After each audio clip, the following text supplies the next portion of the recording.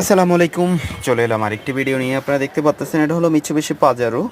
এই গাড়িটা গতকাল রাতে মেঘনা ব্রিজের ওপারে অ্যাক্সিডেন্ট হয়। হঠাৎ করে ব্রেকটা একটু কম ধরার কারণে ট্রাকের পিছনে মেরে দেয়। ফাইনালি আমরা আমাদের সার্ভিস সেন্টার থেকে গিয়ে মেঘনা ব্রিজের ওখান থেকে গাড়িটা টো করে আমাদের service centre M capital auto সলিউশনে নিয়ে আসি। আপনারা দেখতে পাচ্ছেন যে কী পরিমাণ অ্যাক্সিডেন্ট হয়েছে।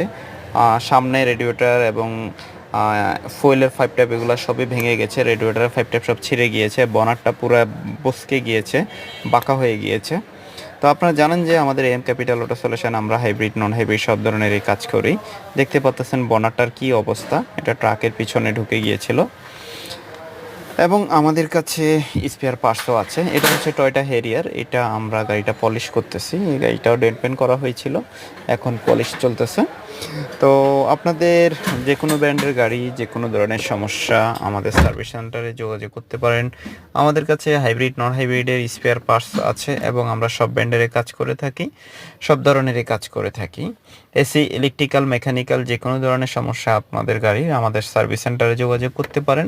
এম ক্যাপিটাল অটো সলিউশন, আমাদের হটলাইন নাম্বার দেওয়া আছে আমাদের স্ক্রিনে। ঠিক আছে, আসসালামু আলাইকুম।